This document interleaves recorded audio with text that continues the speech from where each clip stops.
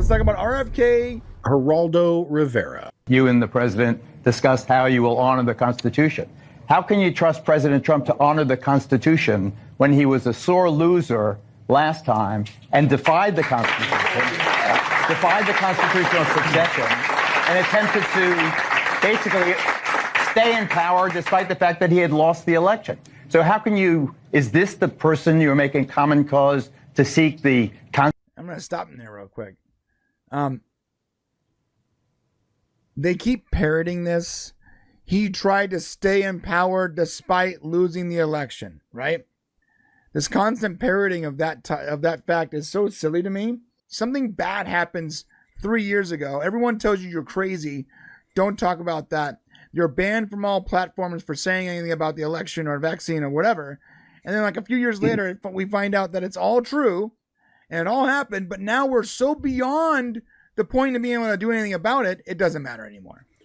There's a lot of truth to what you're saying, but in other situations, when it comes to this, so yes, Trump did say some things that were very, I don't think he handled it correctly. So, and when he told his vice president, do not certify the election, that's when I think people felt like he went overbound. It was one thing to have everybody come on January 6th and protest. I mean, they should protest. He felt like he got cheated, but he was trying to get Georgia to find him votes. He uses the wrong words all the time. Mm-hmm. He uses the wrong language instead of, double check those votes. I mean, I've got to have 20,000 in there. He tells the Georgia governor, get me 20,000 votes. Like you kind of know what he's thinking, but he says it wrong. Right. And he tells Mike Pence, don't certify the election. You have the ability to not certify. You can make the choice.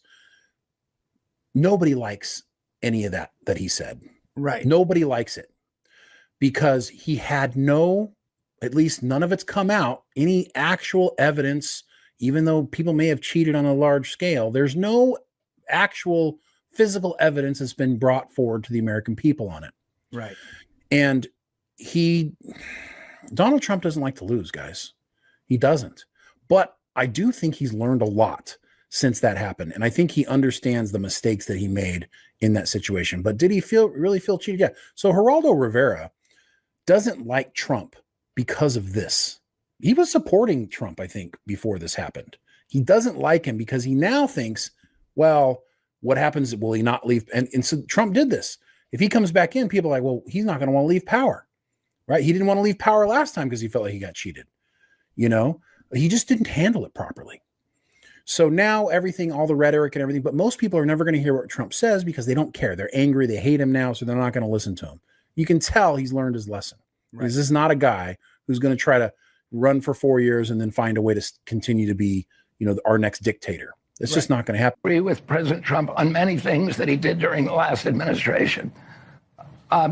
He today has a heightened sensitivity towards censorship, towards the weaponization of the federal agencies against our democracy, to the emerging power of these totalitarian systems and totalitarian technologies, AI, facial recognition technology, low-level satellites that can look at every square inch of our country every day, all these other technologies that give totalitarian systems capacities they've never had before to monitor and control every aspect of our lives. He's sensitized to those. And I think, what happened at the end of that election, there was a peaceful transition of power. Peaceful transitions of power are a critical part of our democracy. And I disagree with a lot of things that happened there.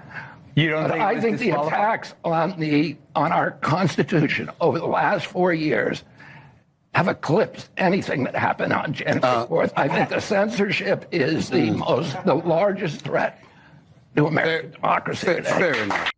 Yeah, censorship is a bigger threat to our democracy than whatever happened during that transitionary period or whatever happened on January 6th.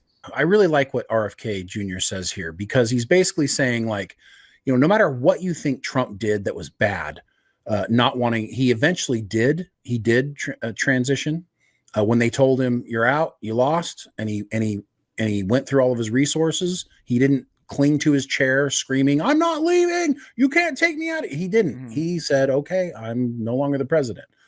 Now, what RFK Jr. is saying here is that all the things that have happened in the previous 4 years, all the liberties that are being stripped away from people and all the things that are happening in his mind is worse than where he sees our country going is worse than what Trump did that day. And if you vote for Kamala Harris for to be 4 more years, you're getting essentially 4 more years. Whoever was controlling Biden will be controlling Harris.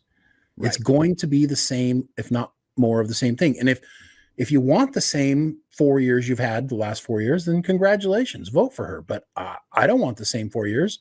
I want to go back to when I was able to pay for my groceries and comfortably live. Yeah, I would like that. That sounds great. Can we go back to that?